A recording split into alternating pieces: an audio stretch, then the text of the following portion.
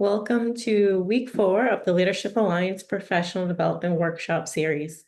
My name is Dr. Taiese Bingham-Hickman, Executive Director of the Leadership Alliance, and I will be the moderator for today's event.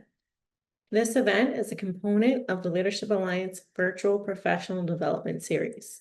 The Leadership Alliance Executive Office and its partners created this initiative to ensure continuity of skill building, networking, and exposure to graduate programs for undergraduate students.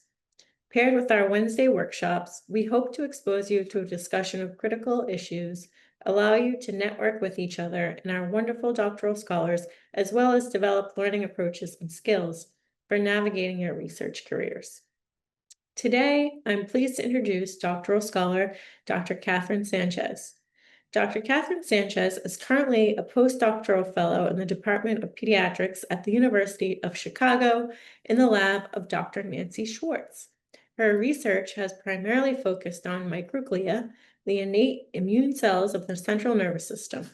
Her interest in neuroscience began when she was an NIH, MBRS RISE, and BP Endure Fellow as an undergraduate at New Mexico State University. After obtaining her bachelor's degree in biology, Dr. Sánchez pursued her doctorate degree at Georgetown University in the Department of Biology. Her thesis work focused on the role of microglia in the development of Parkinson's disease. In this work, she identified novel inflammatory proteins released by microglia in response to the pathological protein alpha-synuclein. These novel proteins, matrix metal proteinases, perpetuated chronic inflammation. Dr. Sánchez then continued her research on neuroinflammation as a postdoctoral fellow at the University of New Mexico. At UNM, she examined how inflammasome activation impacts the release of matrix meloproteinases in the context of Alzheimer's disease and related dementias. Now, in her second postdoctoral experience, Dr. Sánchez is continuing to investigate the role of inflammasome-mediated MMP release in a new disease model, Batten's disease. Thank you so much, Dr. Sánchez, for joining us today. We're excited to hear from you, and I know the students are as well. There have been a number of questions about your transition to pediatrics from your work in Alzheimer's.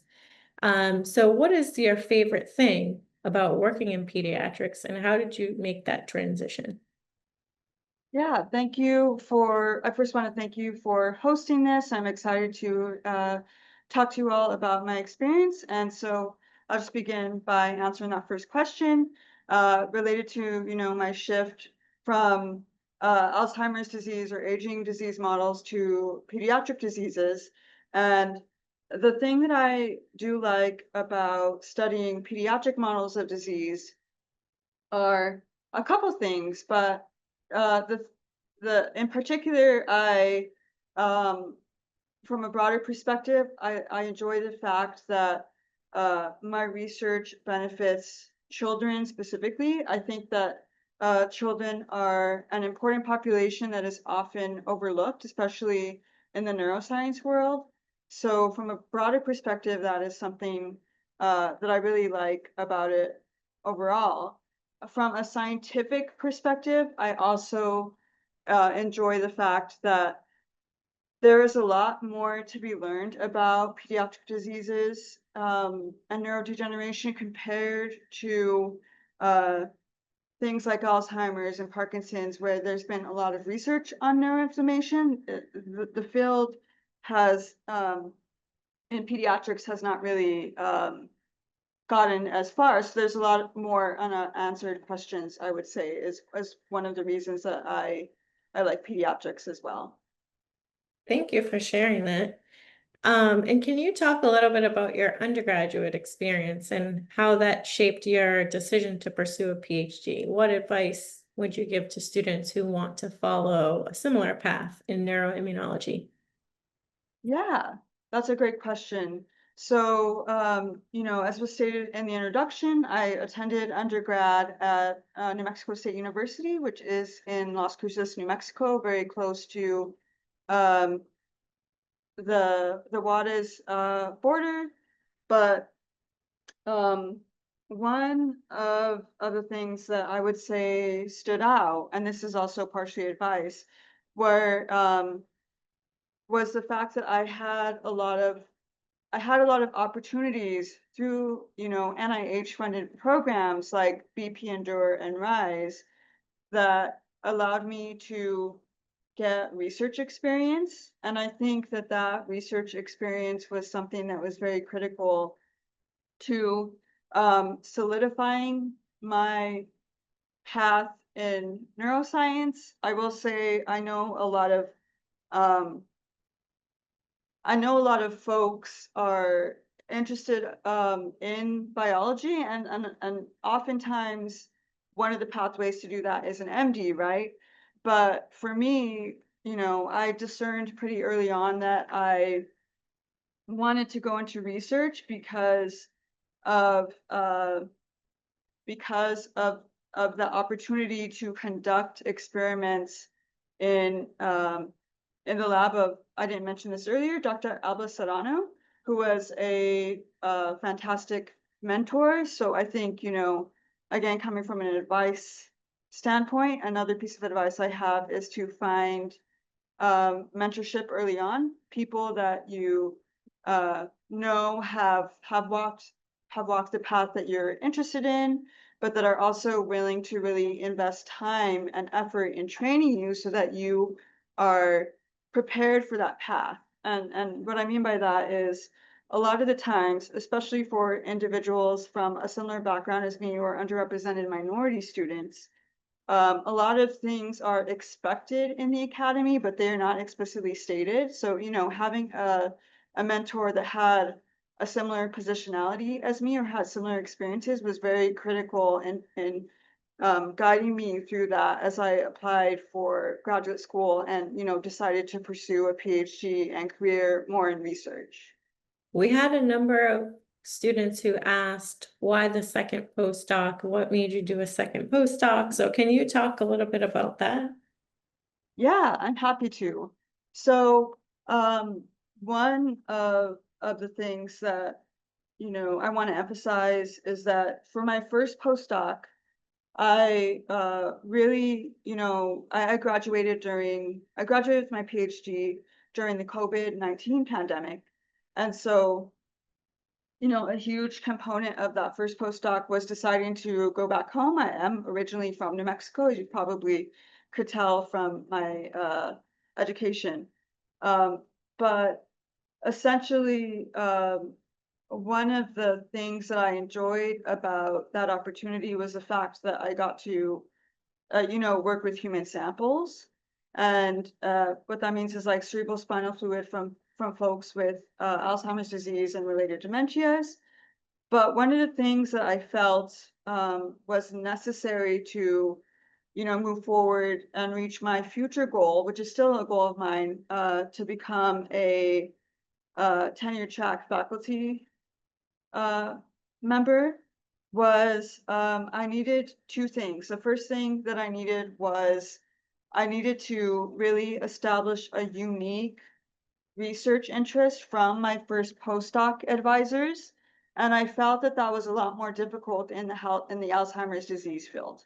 Um, so even though I did get to independently construct experiments and think about the direction of my project, I knew that long term, it would be really difficult to distinguish myself from my postdoc advisors. The second thing that I needed was more research experience, so I had a lot of research experience, but what I needed was more teaching experience. And so that is what the ARACTA program, which was previously funded by the NIH, it was recently cut, but one of the things that I was able to gain from that program was the ability to actually guest lecture and work on pedagogy specifically in a community that was very unique from my own. So I'm not from Chicago, for example, and I realized that I needed to get out of my comfort zone and show that I could go to other communities and contribute to those communities through, service. And in this case, it was teaching. So you talked a little bit about some of the programs that you are engaged in, which have been cut recently. So I think there are a number of students, and this was one question that came in, want to know, what keeps you passionate about your research, about your field, given all the headwinds and all of the, the challenges that come with pursuing that PhD and going to graduate school. So what makes you continue your passion for research? Yeah, that's a fantastic question. So, I kind of, again, I alluded to this in a previous answer, but I really love the idea of how research and science in general advances society, and it contributes to society in, very meaningful ways, whether that's through public health or vaccine development.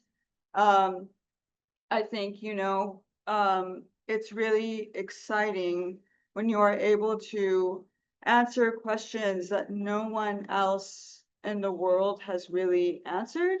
And that is something that is really motivating for me in particular. I think, there's also this really cool aspect um, of training in which you are also able to interact with a lot of people that are from a very different background. And I think that science is super global, and in graduate school in particular, but in all my experiences, it's really um, neat to meet people that I would honestly otherwise probably not interact with or meet. So that's something that always excites me, just the scientific community in general. And then I would say the last thing that I really like about it is the fact that,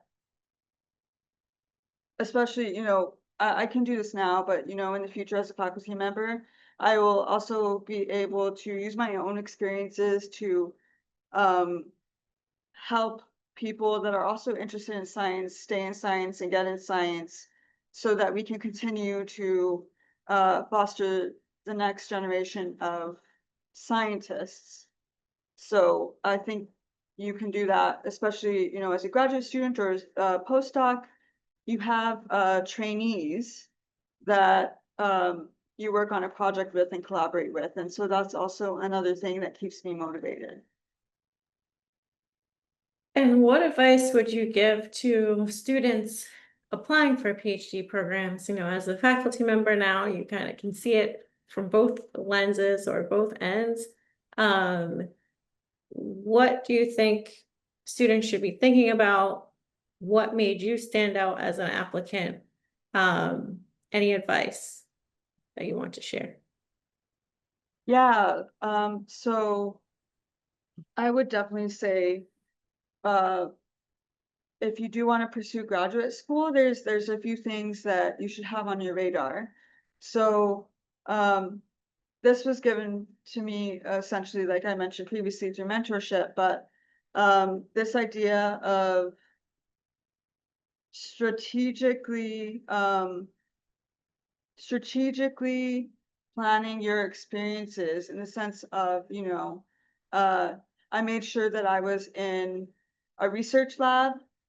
I also made sure to learn technical skills by conducting research in multiple labs. And I achieved that by, participating in the Leadership Alliance, which was fantastic at UPenn and NYU. And what that allowed me to do was see other laboratory environments beyond my undergraduate experience. So I think, the fact that I had been in multiple labs was something that made me stand out. I will also say, in addition to uh, those technical skills, it's also important that you also think about heavily about the motivation and the why you want to get a PhD. And this is, often important to reflect on. As you know, one of the things required in grad applications is uh, a personal statement and a research statement, and you have to really know why you want to pursue that PhD. And I know that this is said multiple times, but um, those motivating factors can vary for you, but I would often suggest that it does need to be slightly beyond, wanting the title, because graduate school is hard work, but you also want to make sure that it's an investment um, of your time that, will help you reach your long-term goals. But the reason I'm mentioning that is that I felt that in my personal statement, for example, I was very clear on why I wanted to pursue a PhD, and it goes back to, that broader idea of wanting to give back to society. And I think that also really made me stand out, in the sense that um, I did come in with a government minor, which is not, when you see a lot of STEM, a lot of people with STEM background, um, they don't tend to always think about the societal implications. So I definitely made that clear in my application. I think that made me stand out. And then I think that brings me to one of my last points, which is it's important to also clearly explain or tailor why you want to attend that particular institution, right? So before as I was still exploring career paths for PhDs, and given my huge motivation in how science contributes to society and government, that is actually heavily why I chose Georgetown at the time, because I knew that being in Washington, D.C.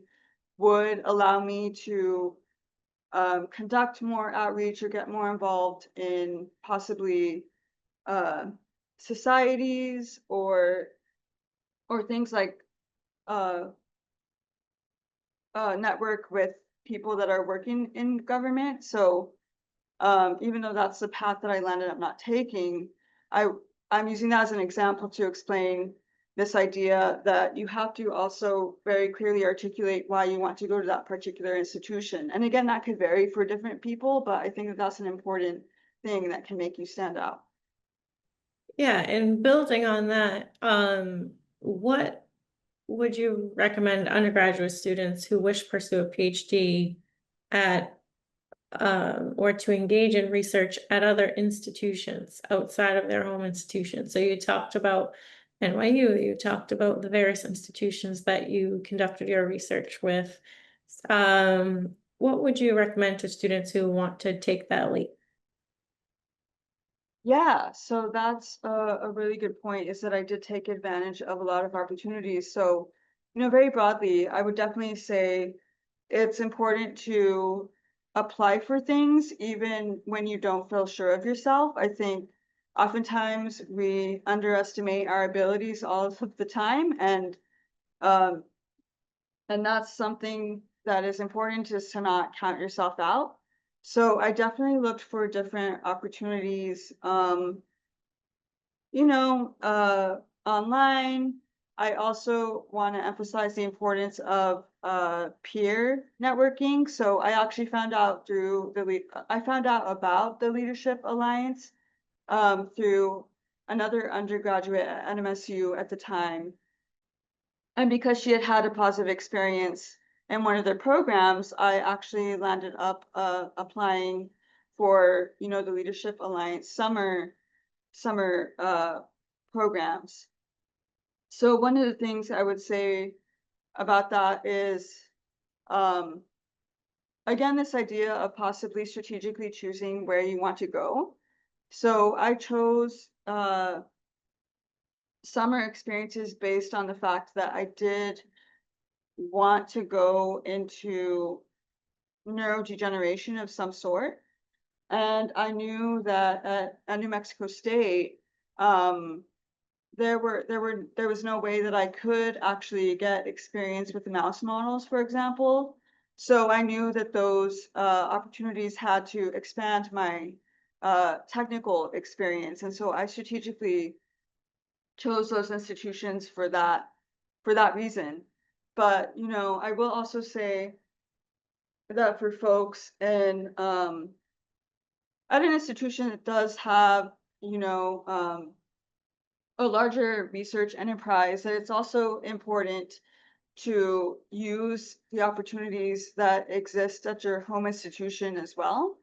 So again, I found I use my mentor network to become part of those NIH funded programs like BP Endure and RISE.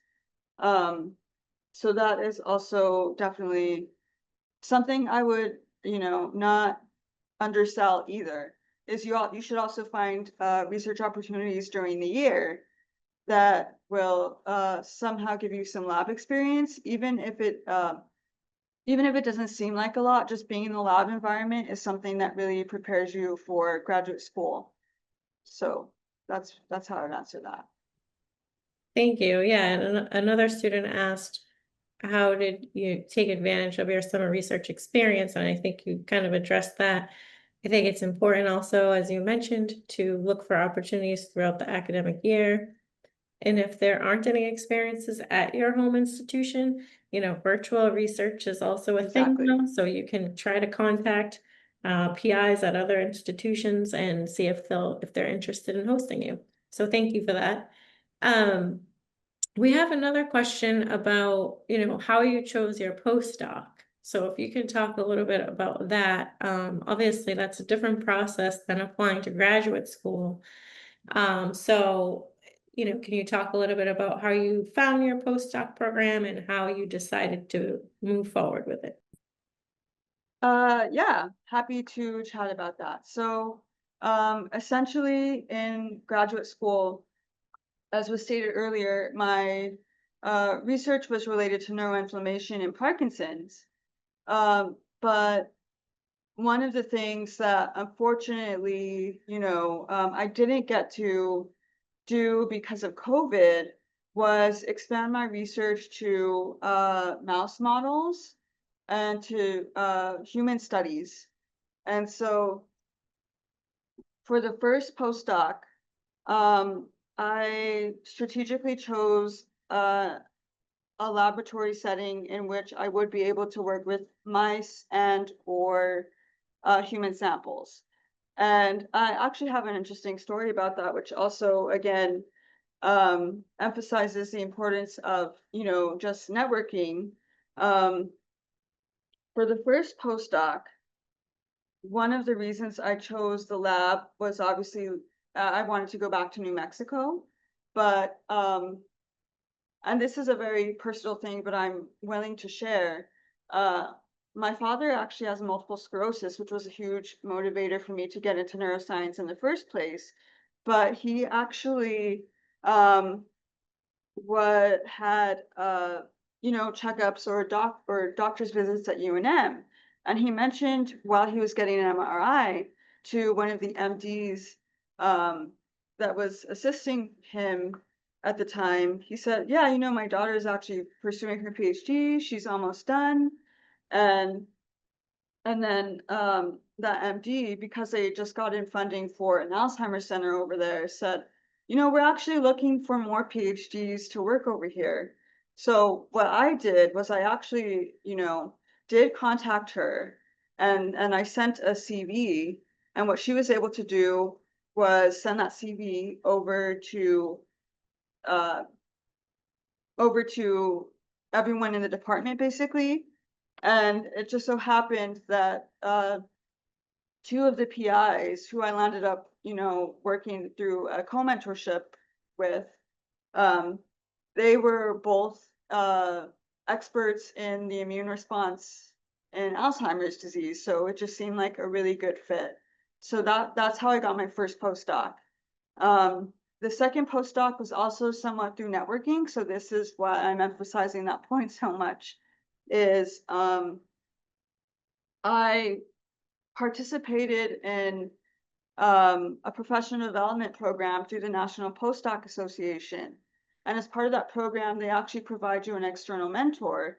And that is how Dr. Schwartz recruited me to come to the University of Chicago, because she knew that I was looking for something that would give me more of a research niche as well as teaching experience. And so for the second postdoc, again, it was actually through this network that I was able to get that postdoc. I will say that you might hear from a lot of other people how they got their postdocs is through job boards, which is also a very useful way to do it. But never underestimate the power of a connection, or just distributing your CV, and there might be, especially if you're interested in an institution, there might be a really good fit for your research there. We have a lot of questions about applying to graduate school, what makes a student competitive, a few questions specific to their, how do they talk about their specific experiences or qualities? And for you personally, were there specific experience or qualities that made your grad school application stand out from your perspective? Again, I cannot underemphasize this fact that I was able to get multiple research experiences in more than 3 labs. And I think that was critical, because it allowed me to gain various and very different technical skills that I would not have gained otherwise. I think I said this previously, but again, I think something that makes you competitive is making your motivation very clear on why a PhD and why that institution. And, also something that I didn't add in the previous, answering the previous questions, is this idea of strategically doing your research on those institutions and what labs might actually be a good fit. So I think that can also make you competitive, and is doing your research on the programs that exist at that place. It shows that you are very intentional and very interested in that institution, and I think that can strengthen your application.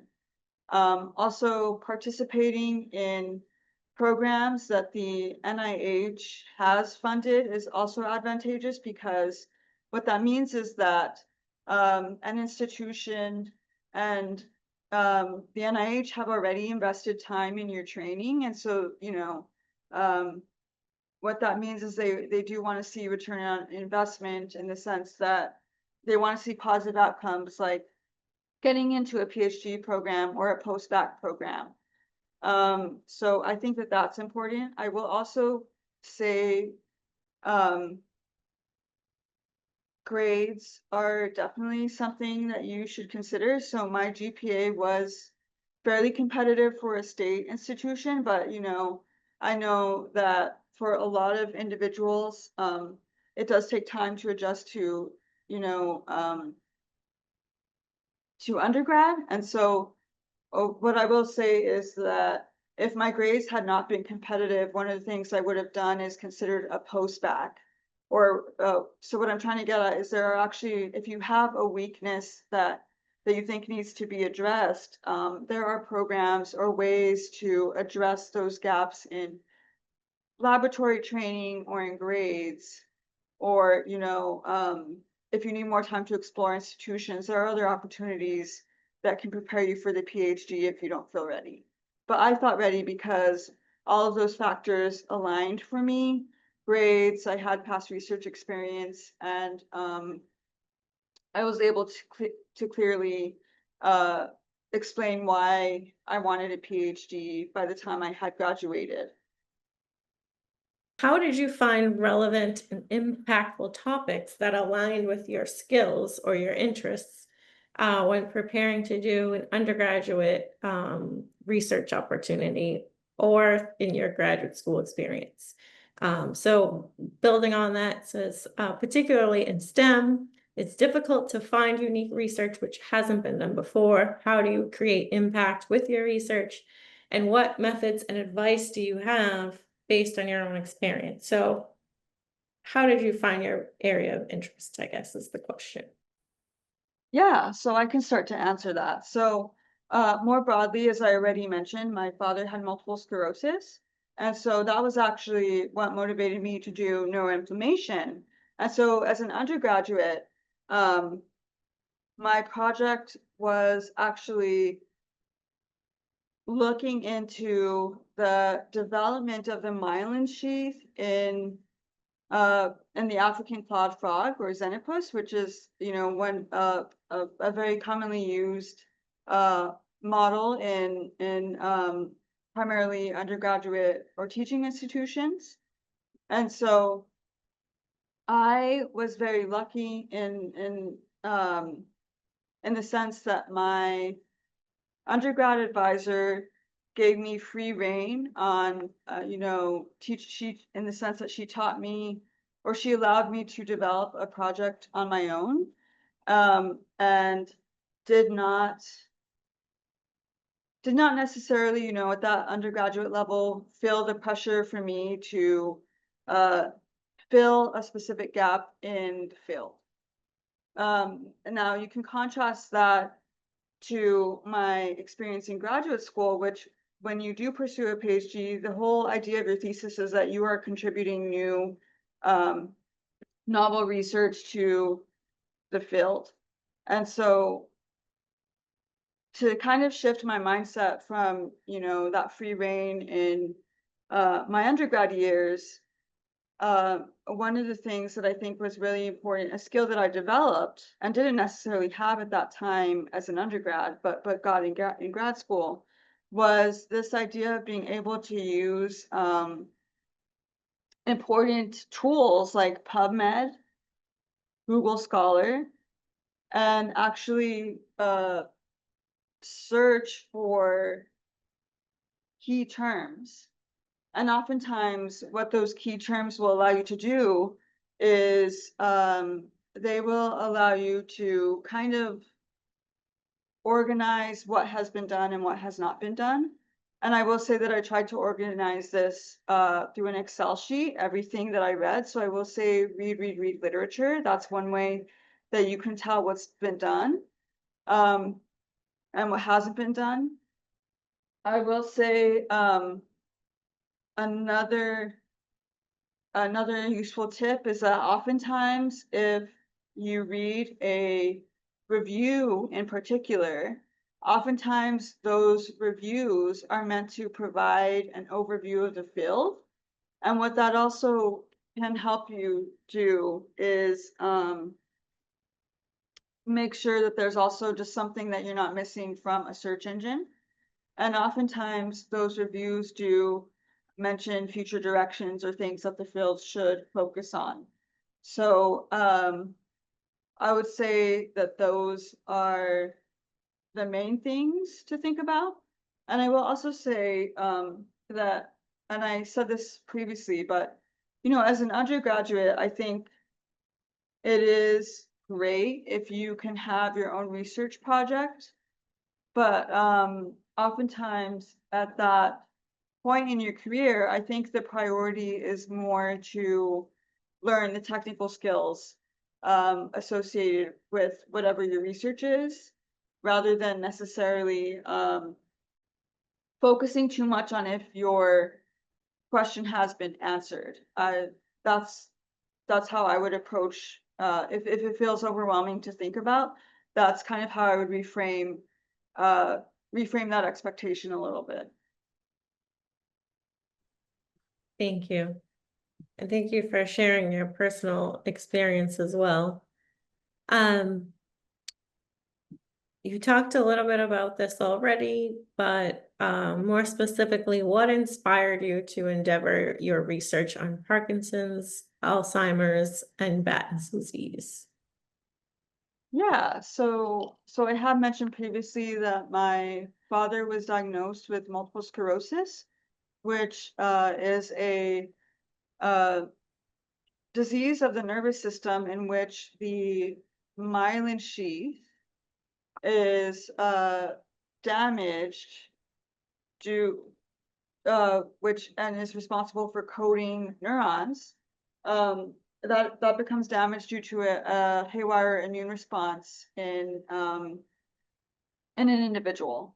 And so while, you know, that is a tough diagnosis for any person or any family to have to deal with, one of the ways that I think he dealt with it was by conducting his own research on what was being done clinically, and if there were any clinical trials he could participate in, or if there's any way he could learn more about the disease that was affecting him. And I think that made me genuinely interested and curious in how I could find a way to help people with similar diseases or the same disease. At that time, I didn't know what diseases I would specialize in.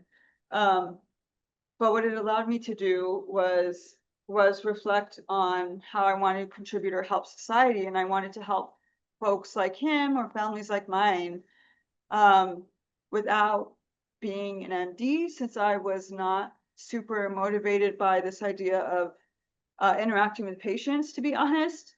But I knew that I still had something to contribute, and I realized that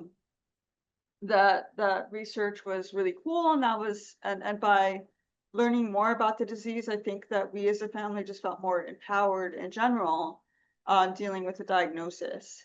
The other thing I will say that I haven't mentioned previously is I do come from a very rural small town in New Mexico with a population of less than 10,000 people. And so we didn't have a lot of infrastructure or resources to conduct research, but I did have an AP biology teacher that was fantastic. And one of the ways that he would try to expand our worldview was he would obviously help students develop a science fair project, but he would take some of the top placing students to the Intel International Science and Engineering Fair. And so that is really also something that motivated me to continue biology, because when I went to Intel ISEF, I saw again how global and welcoming the scientific community was, and I saw what other high schoolers were doing, and that they were contributing to society in meaningful ways, even though I came from a place that didn't have a lot of resources. I saw what science could do from folks that did have more intense opportunities. And so that is also something that motivated me early on to pursue research. And it also showed me and taught me my love of the scientific method. And so I think that was a critical experience as well. Thank you for sharing that. And then how do you see this area of research evolving? I know that you've transitioned to pediatrics, but specifically with Alzheimer's, Parkinson's, there have been a lot of advancements in this field in recent years, or in this area, I should say. So how do you see this evolving? Yeah, that's a great question. So I think one of the biggest struggles right now with most neurodegenerative or diseases of the nervous system is the fact that we have limited treatments. So I know, for example, in Alzheimer's disease and Parkinson's and even Batten's disease, a lot of anti-inflammatories have not necessarily been added to the treatment regimen. So I think, I think we're realizing as a field that there need to be multi-therapeutic approaches. And what do I mean by that? I think that you need to address more than just the root cause of disease. So for example, in Alzheimer's, right, there's a lot of focus on amyloid beta. However, if you can manage the amyloid beta, but there's also other factors that advance disease, right? Like, for example, tau tangles. I already mentioned previously neuroinflammation. So I think as a field, we're moving towards this idea that you need to develop more than just one treatment for patients to be effectively treated. I also think that we still are, to be honest, we're pretty far off from finding cures for these diseases because their causes are not as clear cut as we would like, meaning it's a mixture of genetic factors and environmental factors. So I think also as a field, we're going to move slightly towards personalized medicine as well, meaning try to identify, at least in an individual person, what their disease looks like and what we can treat in that person's disease or case. I guess we want to transition now to just what we talked a little bit about what motivated you to do research, but how do you find, the infamous work-life balance? What brings you joy? And obviously you made a big transition in moving from New Mexico to Chicago. So how did you kind of adapt and find your niche, if you will, there? Yeah, that's a fantastic question. So I just want to emphasize that work-life balance obviously looks different for different people, right? So for me, I do not have a partner or children, but I do have, a support system, and I think that that's critical for anybody. And that support system can look different for everyone, but for me, it's obviously, my immediate family, my parents and my sister, and I have a few cousins that are also academics, so they are fantastic people to chat with, and just, if there's family events or anything, it's always fantastic to catch up with them. I will say from like I will say in the friend standpoint, one of the ways that I've found effective to meet new people or make new friends is actually by joining organizations. So like the postdoc association, if you're moving someplace for grad school, your graduate school will have, your program will have, well, obviously you'll have colleagues and cohort in that program, but what those organizations allow you to do is kind of to meet people. So even though that sounds very business-like, what you'll find is, I think the big word is community, right? And if you find community, then you're actually able to do things outside of the lab or outside of a professional setting that take you away from thinking about it for a second and kind of refresh your, your mind in a way that I think is critical, because if you are constantly thinking about work or science, what that doesn't allow for is it doesn't allow your mind to shift or think of things differently. So like, what I mean by that is working and then coming back to something is okay. You don't have to finish something in one sitting, for example. So for me, that's kind of also a way that I maintain work-life balance, is like through by stopping work at a specific time and then just picking it up again in the morning. And what that gives you is fresh eyes on whatever you're working on. So those are just a few tips. I would also advocate for self-care, in the sense of you need to really maintain your physical and mental health. It's especially, during graduate school, it's hard to do that, to be completely honest. So it's important to take rest when you need it. Exercise is, I know that, um, that sometimes is easier said than done, but you need to also make sure that any extra energy from stressors that do occur, and it's going to occur in graduate school or just life in general, that you're able to channel that energy into something productive. So that's how I would answer that.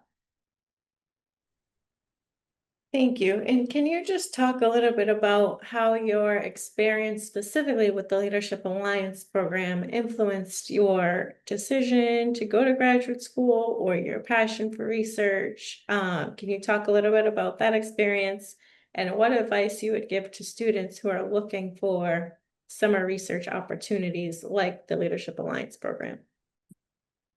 Yeah, so that's a great question. Yeah, I loved the Leadership Alliance and it was a fantastic program. And you'll find this with many summer experiences. So even if it's not the Leadership Alliance, any summer program that you find has a lot of these factors. But what it did for me, well, the first thing, and I mentioned this before, this idea of community and finding like-minded people in these scientific settings and in these laboratory settings was really critical to me building community, but also realizing that I am someone that could do science, and you know, especially as someone from an underrepresented minority background, it's important to see folks like you thriving in the field that you want to do, and you want to get advice from them on how they've succeeded. So my summer program and my undergraduate home institution did this too, but connecting, it allowed me to connect not only with peers that were like-minded, but also folks that were further down the pipeline that had more experience, and seeing that they had succeeded so I could succeed too. I think that was critical. The other thing that was really nice and motivating was um, this idea that I was able to get exposed to heavy, intense research that involved, mice. And I think coming from the undergraduate institution that I did come from, um, seeing that animal model was really critical because I was able to really observe the type of questions that could be answered with the animal model that were kind of lacking in the frog, to be honest. So, if we use inhibitors or if we develop antibodies for something, we have to use a mouse for that. So I think that was something motivating in the sense that I knew I could answer really complex questions with that model. And then another thing that I really appreciated was the fact that it enabled me to network with people that were part of the biomedical education administration, in the sense, and what I mean by that is people that are able to help you get your applications in on time. They're the ones that you will have to email if you have a question about a program. So connecting with them, but also getting graduate school applications could be expensive. So they were also the folks that were able to give vouchers of some sort so that I didn't have to pay a fee for my application. So I think that that was something that the Leadership Alliance definitely helped with. And then lastly, it also really helped me hone in on this idea that I did want to work with neurodegenerative diseases for the long term, even though my home institution research kind of also solidified that. I think being in multiple labs and studying multiple neurodegenerative disorders really solidified that for me as a research interest. Thank you. And before we end for today, do you have any parting words or any advice that you want to impart on the students that are with us today? Yeah, I would just want to say that it's really, really exciting to see what the next generation of scientists is going to do, and that you can easily be part of that research enterprise. You belong in that research enterprise. I know that in certain times it might not feel that way, but there are folks that are ready to help you and will allow you to will support you as you achieve those goals, and it's important to not count yourself out. Always remember that, you know, skills and things can be learned. Have a growth mindset. You will always be able to learn, and I think in being a perpetual student is one of the fun things about being a scientist, is that you're always ready to learn.